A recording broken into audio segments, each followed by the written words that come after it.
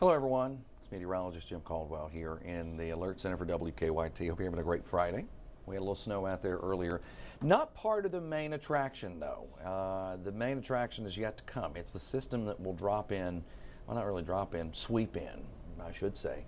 Once we get into Sunday and into Monday and lingers into Tuesday, there are some indicators that have some flakes around still on Wednesday. So, with that being said, let's talk about it.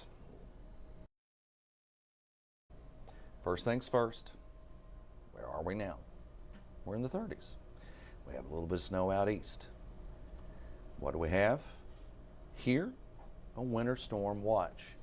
It includes Richmond and Winchester, and Paris and Georgetown and Lexington and Cynthiana and Carlisle and Mount Olivet and Lancaster, Nicholasville, Versailles, Lawrenceburg, Harrodsburg, Frankfort, Owenton, Covington, Stanford, Liberty, Danville, all included on that. Campbellsville. We've got it all right there. Now, what you don't find is folks out in eastern Kentucky under anything. And I've had questions all day. Are we going to be in a watch? Are we going to be that? Yeah, it's coming. You're going to get in on that. And it'll fill in the gap all the way into Charleston, West Virginia. We'll have something, okay? So that will come. Now, let's look at the model. This is the GFS. And I'm going to just zoom right in. We're not even going to look at the low. We're going to look at the moisture. So first things first, about 8:45 in the morning on Sunday, the first leg of this gets in here. And once it gets going, y'all, it sticks around for a while, according to all data. So you get the snow. There's 11:15. We're seeing a switch in southern parts of Kentucky. Then you see the heavier bands of snow. Well, everybody will make a switch over to some freezing rain, sleet, and some snow, and even rain for a little while before we switch it up. Now that low, as it tracks in here, it's tracking a little more to the north. Well, as that happens, it would bring in some more of the warmer air, and that would give you more of a freezing rain or rain situation. And that's a pretty rainy scenario there for a lot. Well, as the low pulls away, we get more snow. We get more snow into your Monday. We get more snow into early Tuesday, but then it starts to fade a little bit. There's still some flakes out there, and I'm going to run this all the way into Wednesday, and you still see a little bit out east, but that's it. Okay, this is a brand new run of the GFS. Snowfall potential.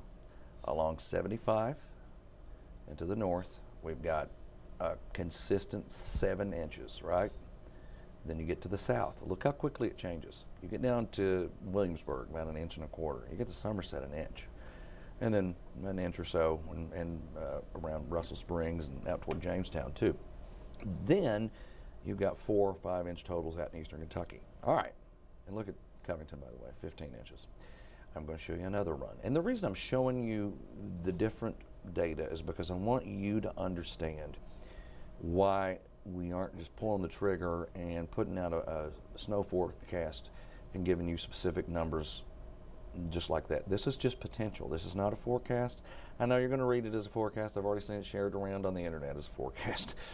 This is just the potential. Okay, here comes the European. The European is a little more reliable, and it's a little more hefty in this particular case.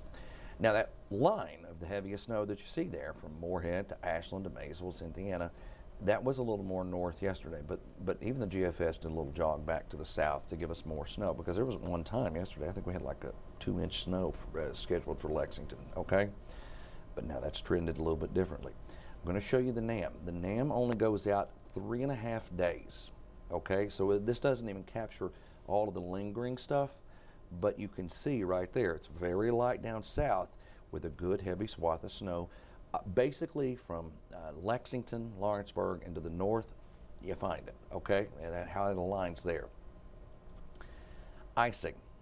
Ice storm potential, significant icing. 1/4 inch to maybe 3/4 inch. I'll say that, but I won't put it out on a graphical form just yet. I want to see some more stuff come in. But the greatest threat is right there. There's an increased threat, though. You can see that line from Bowling Green to Somerset to London to Hazard. That is the reason why your snow totals, especially in Somerset, London, Monticello, that's why they're so low, is because not only are you going to get in on some rain, you're going to get in on a period of freezing rain as well. So that cuts back on any snow that would fall. So this gives you something completely different, but it might not be as significant. I think the significant zone is going to fall, and we might have to adjust this again because we're still a couple days out, but maybe aligns with the Hal Rogers and Cumberland Parkway and then goes to about 64 and just to the north. Kind of like, I feel comfortable with the northern side of it. It's that southern side that I'm still questioning. Right as I look at this map, I'm questioning. Now, this aligns with a lot of the Weather Prediction Center's stuff. I fluffed up a little bit and changed some things around, but that's it. I'm going to show you what the European, this is an old run of the European, but I'm going to show you what it was shooting out there. This is one of the reasons I want to lean more toward that gap in between the Hal Rogers, Cumberland, and then up to 64. Okay, you can see this is not snow, folks. This is glazing of ice. It's showing better than an inch in some cases out there. Now that's a lot. That could cause some real problems, especially with wind gusts going 30 miles an hour or so. Then you've got the GFS with the ice potential a little bit more to the north and not as hefty. Half inch on the high end, then you've got a lot of quarter-inch ice totals, which is enough, again, to cause some problems out there. So this is what we're watching. This is mainly for Sunday. This is when the icing will happen, and the accumulation will try to add up. So remember the difference here. Remember that an ice event like this, a freezing rain event, is a layer of ice. It'll glaze. It'll glaze over the car. It makes it hard to get into your car. It will also glaze over power lines. And it's like a little tube of ice along the lines, okay? Well, what that does is it causes it to sag, and it puts stress on the line. So the more ice you get, the more weight there is. Well, that's one thing. Then I was mentioning that wind blowing, it'll cause them to sway. That's another force on those lines. Here's the other thing. If you don't have to travel on Sunday, I wouldn't. Now you can get on our app and you can watch radar and you can see where things are, and if you need to go out and do something, maybe you can beat it or whatever. I get it. I get it. There are things we need to do sometimes. Download the WKYT weather app, and when you do, you'll be able to track the radar and know exactly where it is. It's fantastic for that particular scenario, just that right there, and it'll give you the alerts and everything else too. And it's free. Free. Sometimes you have to look at an ad when it pops up when it opens. That's it, okay? Free.